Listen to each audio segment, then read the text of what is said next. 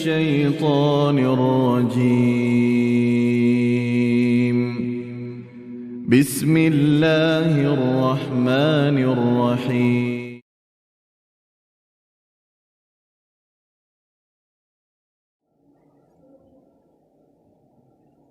Ibu yang saya hormati, untuk mendapat petunjuk Allah itu tentu Allah seleksi orangnya. Terlebih-lebih orang yang beriman kepada Allah. Setelah kita amati, yang beriman itu kan tidak seluruhnya, tidak seluruh manusia yang beriman itu. Malah ada menganggap bahwa Allah itu tidak ada. Ketika dia mengatakan Allah itu tidak ada, wah itu kafir, syirik pada Allah Subhanahu wa ta'ala. Dan kita alhamdulillah mendapat itu, mendapat hidayah dari Allah Subhanahu wa ta'ala. Di antara petunjuk Allah itu, kita memiliki akal. Nah, akal ini dapat galau Pak ya, dapat galau. Malah orang di luar Islam ada akalnya lebih hebat. Akalnya ada yang lebih cerdas. Tapi kecerdasan mereka itu untuk memperdaya, menghancur keislaman umat Islam terkadang. Napoleon Bonaparte misalnya, dia cerdas, tapi kecerdasannya untuk menghancurkan umat Islam.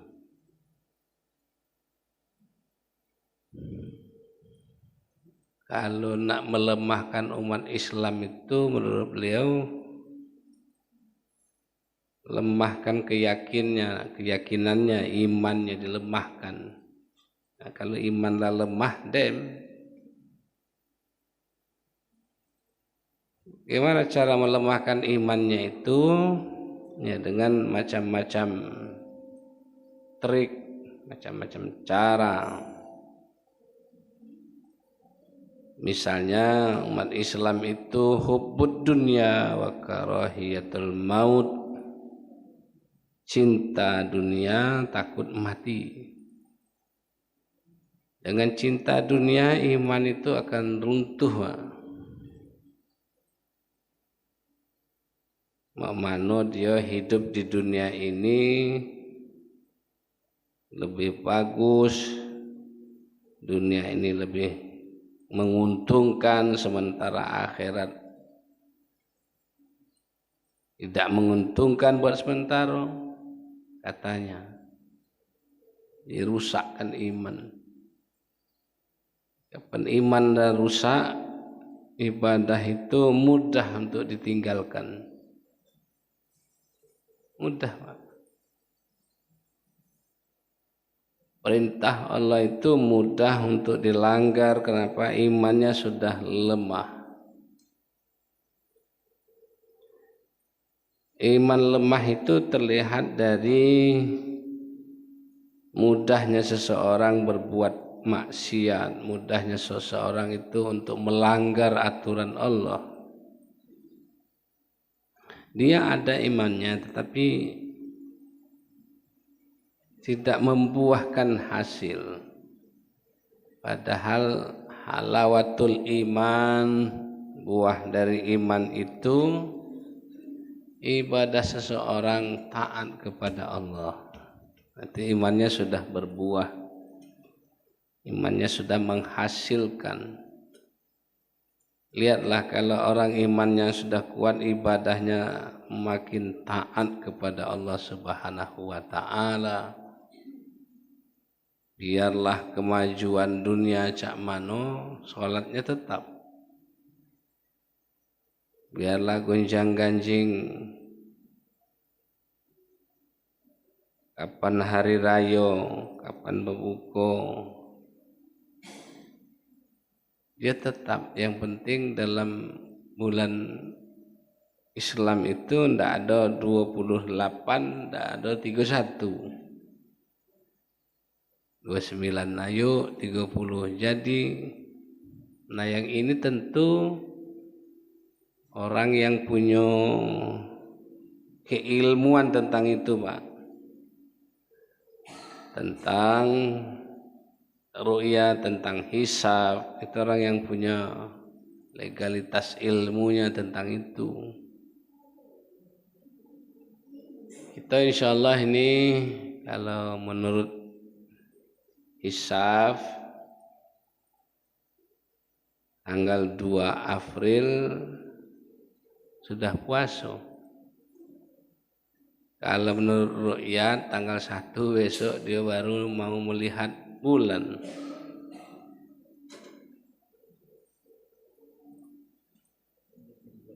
Mau melihat bulan. Ada juga yang ilmunya pakai ilmu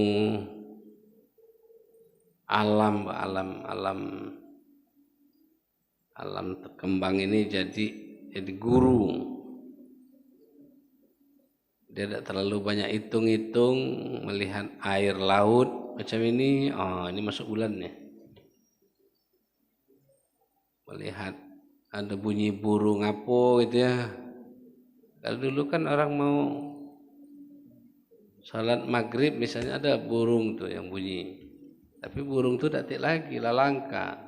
Hati orang tidak sholat kan. Nah, cuman menghadapi perintah Allah yang namanya puasa ini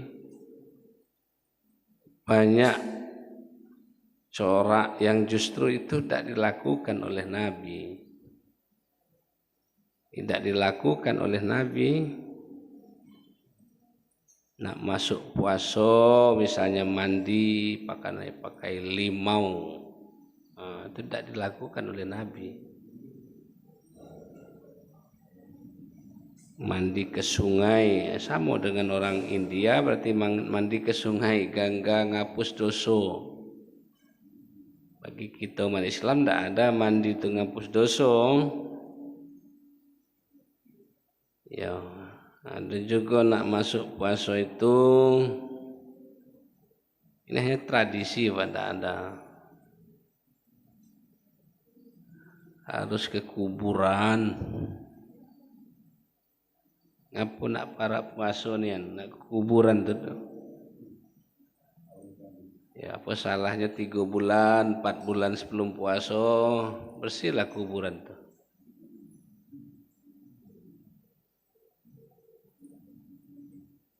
Dan tradisi kuburan juga macam-macam. Harus memakai pakaian hitam.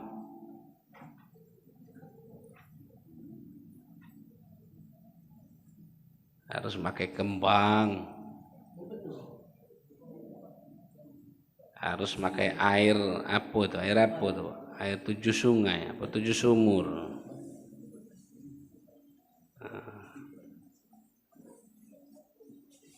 Ini setelah kita lihat hanya adat, hanya kebiasaan. Mendoakan meninggal itu tidak harus dikubur. Alangkah temannya kita ke kuburan itu kalau nak doakan dia. Allahumma fir lil muslimin, segala orang Islam. Nah, sampai ke India gitu. Kuburan di India, kuburan di Amerika. Muslimin kan banyak muslimin tuh. Ketika baca Allahumma fir lil muslimin wal muslimat. Tidak harus, bapaknya tidak harus. Malah di awal kenabian Nabi Muhammad SAW dilarang oleh Nabi ziarah ke kubur, dikhawatirkan kalau merusak imannya. Tapi setelah imannya sudah agak mantap, dibolehkan. Dan sangat berbeda kunjungannya itu Pak, kunjungannya. Kalau semestinya itu masuk kubur itu assalamualaikum ya ahlul kubur. Nah, misalnya deh. Tidak masuk-masuk Saya pernah ngikuti mengantar si mayat ke kuburan di Mekah. Di Mekah, Pak. Mulai masuk kuburan itu ada petugasnya, Pak. Petugasnya mengingatkan, sendal lepas. Sendal lepas. Wah, itu bukan main tuh, Pak. Kalau kita di sini sendal lepas tuh paling kena kena lalang, Pak. Apa namanya? Kena duri kayu. Kalau di situ bukan duri kayu, Pak. Batu-batu. Itu makanya petugas-petugas itu milih deh Pak, membaca wong mati itu jangan siang. Baca wong mati itu pagi atau sore. Sore pun dihindari karena memang batu tadi ngisap panas. Panasnya bukan main. Tapi apa boleh buat? Itu memang tidak dianjurkan oleh Nabi kita Muhammad sallallahu alaihi wasallam. Sudah itu ngomong-ngomong Pak, bicara. Ngomong dikit Pak. La takallam. Jangan ngomong. Di kita bukan ngomong lagi. Nah, ini yang macam-macam ini jangan ditiru sebenarnya. Karena memang tidak ada tuntunannya dari Nabi kita Muhammad sallallahu alaihi wasallam. Yang dituntunkan oleh Nabi itu orang yang cerdas adalah orang yang selalu ingat kematian. Wah, itu selalu ingat kematian itu cerdas, pinter tuh. Ada lagi kebiasaan menjelang puasa ini nak ngajak makan. Bagus Pak, ngajak makan tuh bagus. Nah, tapi ngapu nak masuk puasa nian tuh. Ini kan kewalahan kita tidak dihadiri cak mano, tidak dihadiri sebagai warga masyarakat, mungkin dari keluarga kita. Walaupun tidak punya, ngutang dia. Ngutang. Nah, yang semacam ini tidak dilakukan oleh Nabi kita Muhammad sallallahu alaihi wasallam, apapun alasannya.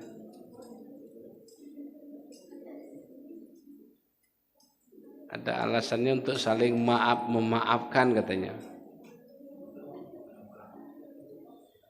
Bapak Ibu saudara-saudara sekalian, jadi hidayah Allah itu termasuk akal pikiran. Melalui akal pikiran ini bisa membedakan yang hak dan yang batil. Melalui akal bisa berkembang manusia. Tadinya tradisional, bisa berkembang.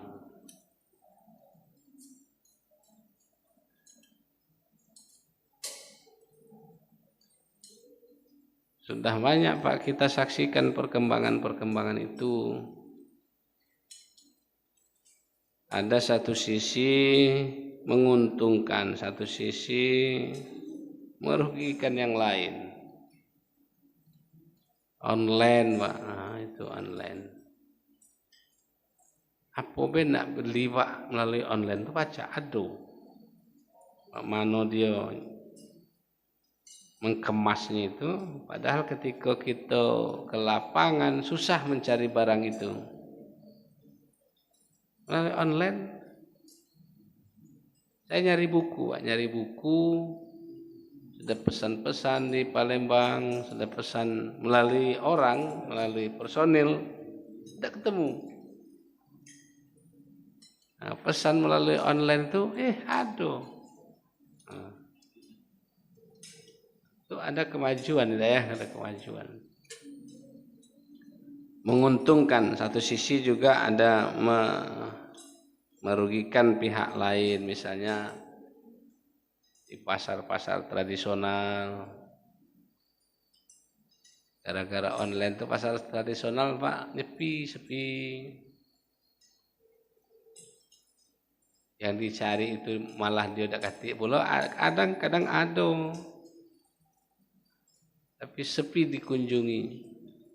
Ya. Zaman maju ini untuk bekerja di sawah, kalau dulu kan rame-rame Pak, rame-rame. Kerja sawah rame-rame, kalau sekarang cukup geleder satu aja selesai. Pakai alat apa itu? Satu selesai. Ini kemajuan melalui akal. Oleh Nabi akal juga dibolehkan berkembang, tapi gunanya untuk kemajuan ajaran Allah. Malah lebih jauh Nabi tidak berkembanglah agama kalau bagi orang yang tidak berakal. Bagaimana caranya untuk mempertahankan syariat ajaran Allah melalui akal fikiran kita. Zaman Nabi nak ngumpulkan, kalau sekarang namanya tabligh akbar mungkin ya. Zaman Nabi sulit. Karena melalui akal fikiran dipikir, ini ada bagusnya ini nih. Mana cara ngumpul ini? Sembelih kambing. Sembelih kambing ngajak makan. Nah, inilah kita nyembelih lontong. Tapi hebatnya di masa Nabi itu Pak, karena orang itu berapa banyak yang beriman kepada Allah dan Rasul, Nabi ngajak pun galak dia datang. Tapi diperkirakan kapan Nabi itu ceramahnya. Kalau Nabi ceramah sebelum makan, itu waktu makan baik masuk. Nah, lima itu ikannya oleh jamaah tuh, oleh masyarakat tuh. Artinya bagaimana dia menghindari nasihat-nasihat Nabi itu.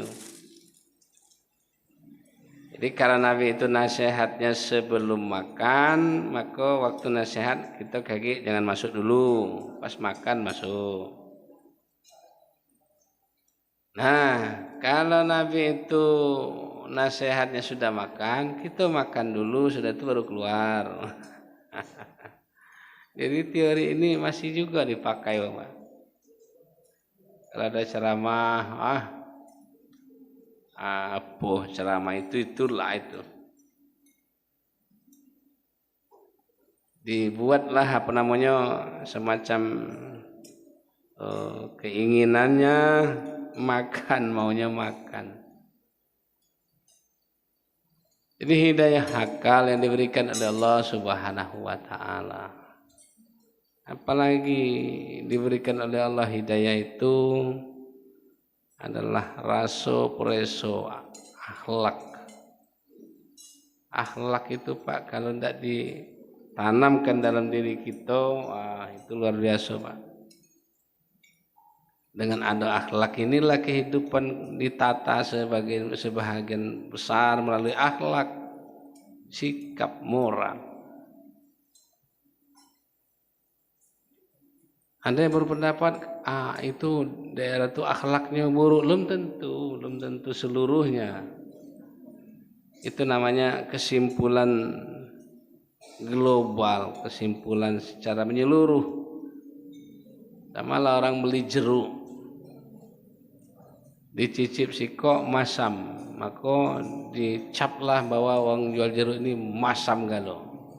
Padahal tidak seluruhnya kan, tidak seluruhnya, tidak global, tidak. Akhlak, sikap. Nah, diantaranya sikap itu dia berperilaku macam mana supaya misalnya dengan orang tua, macam mana akal dengan orang tua itu jangan disakiti. Itu akhlak. Jangan disakiti orang tua.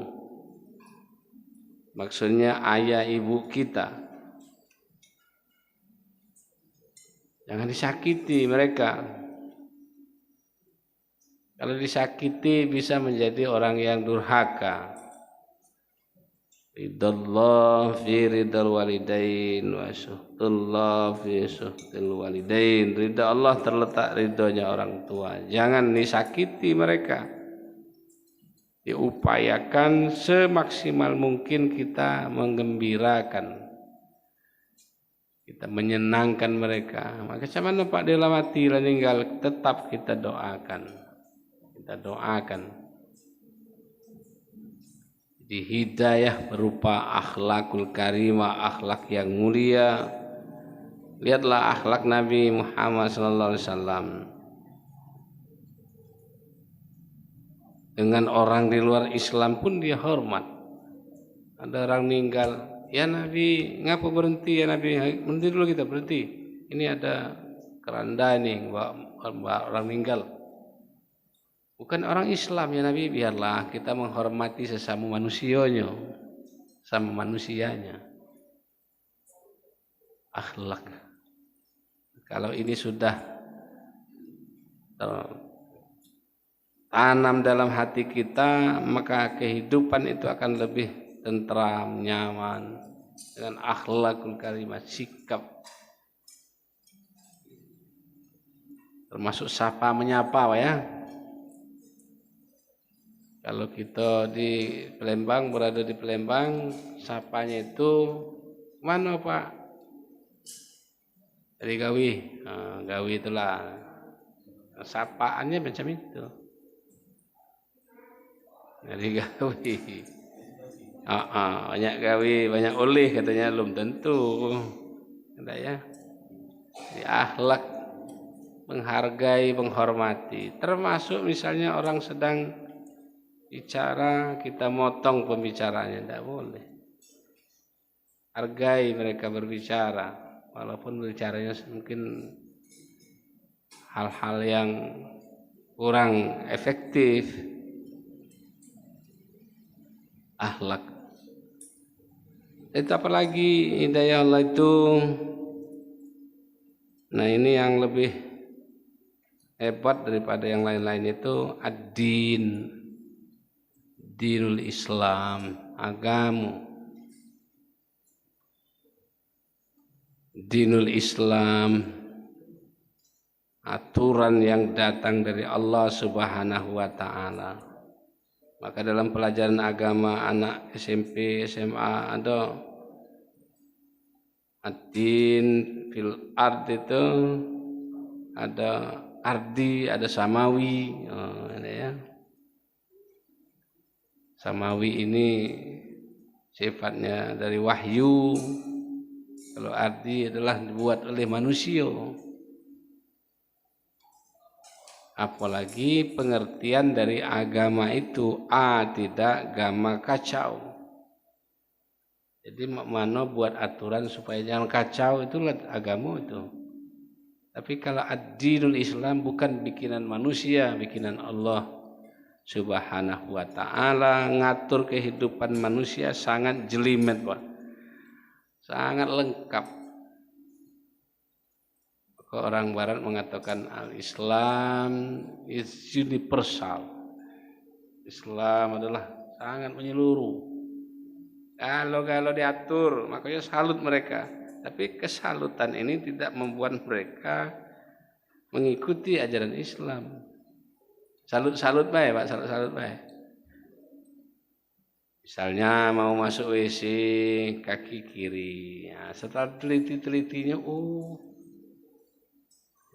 masuk yang kotor ya. Kiri, keluar kanan, lah bersih keluar kanan. Masuk masjid, kaki kanan, keluar kiri. Itu diatur cek itu, Pak. Saya pernah ikut ke Palembang bersama tokoh-tokoh agama itu. Koordinir oleh Kodim.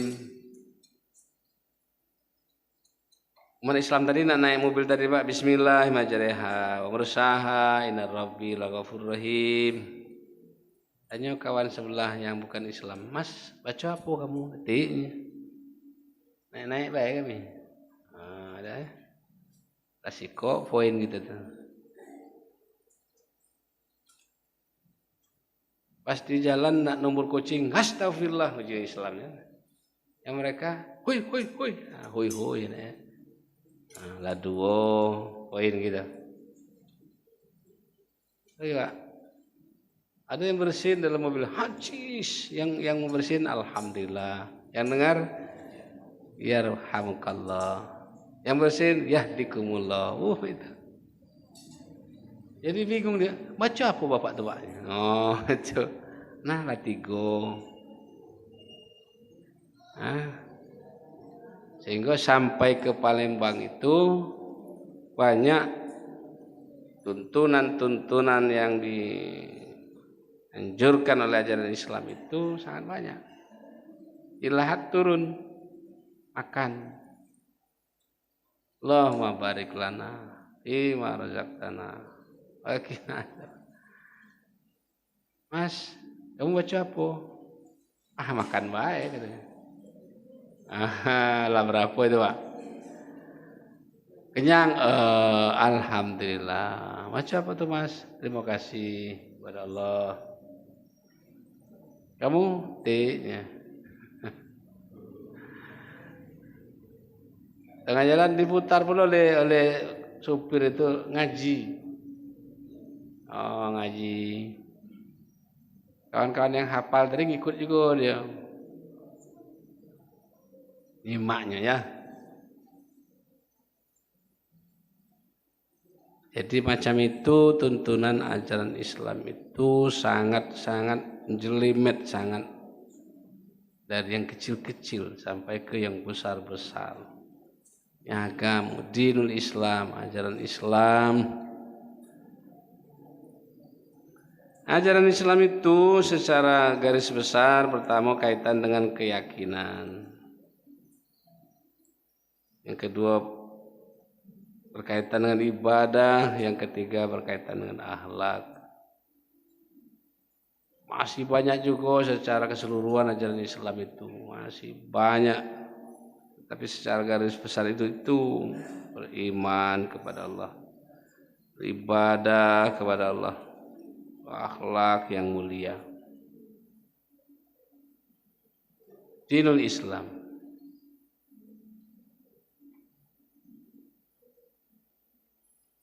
Nah, inilah kelebihan dari kita manusia. Ini ketimbang dengan makhluk-makhluk yang lain. Binatang tidak hati, Pak. Tidak hati dinul Islam kepada binatang tidak hati. Maka ada keuntungannya sebenarnya binatang itu. Kaki di akhirat tidak hati pertanggungjawaban, Pak. Jadi ada orang berseloroh kalau tidak galak bertanggung jawab, jadilah perangai binatang. Supaya kaki tidak dipertanggungjawabkan, tapi tidak acak kita lah sebagai manusia, akal ada. akal ada, perasaan ada, akhlak ada, lepas dari itu pertanggungjawaban di hadapan Allah Subhanahu wa taala. Nah, pertanggungjawaban itu berat. Terutama kaitan dengan harta, dari mana ke mana. Nah, itu aduh, makin banyak harta makin lama kita di kerangkeng. Makin lama kita di apa kalau di dunia ini diperbal, menpelisitnya diperbal. Diperbal. Satu harta itu pacak sejam Pak memperbal diproses. Punya senter siko misalnya, banyak pertanyaan tuh. Senter Bapak ya. Di mana beli? Lupa aku di mana beli lalu mulai kan. Mungkin digertak oleh malaikat. Hoi, kok lupa beli? Berapa harganya? Karena alhamdulillah lama, dah ingat aku. Dari mana duitnya? Nah, lupa pula. Apa hasil berjudi? Apa hasil togel? Lupa. Kemana dimanfaatkan? Nah, banyak ya malaikat. Nyenter kucing, nyenter anjing, nyenter wong maling. Apa itu banyak ya malaikat? Ya banyak tersebut malaikat. Nah, pening pula Pak. Sikok senter tuh Pak. Sikok senter. Mun di rumah tuh agak 3 ikok senter Allah. Oh, kalau macam itu tidak boleh sogi Pak, tidak boleh kaya kita boleh. Tapi kekayaannya itu digunakan dari apa diperoleh dari yang anjurkan, yang dibolehkan dalam Islam, halalan wa thayyiban. Gancang pula prosesnya. Gancang prosesnya Pak. Dari mana kau beli? Hasil saya berusaha, malaikat. Usaha di mana? Di pasar. Macam mana usahanya? Saya nuruti aturan Islam, yang halal, yang haram. Malah lebih cepat deh Pak, malah harta itu melapor kepada Allah. Ya Allah, gancangkanlah bapak ini masuk surga, gancanglah ibu ini masuk surga, karena memang dia orang yang mampu, dia orang yang sederhana, tapi perbuatannya sangat baik untuk kemajuan al-Islam.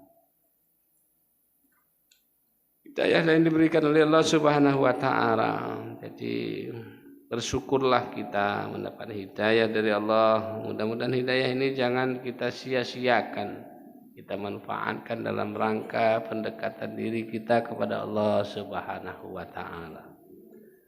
Tinggal 3 menit lagi diberi kesempatan, yang kopi belum habis dihabiskan, yang kuenya masih ada. Ya. Mungkin di Engki ditutup dulu ya.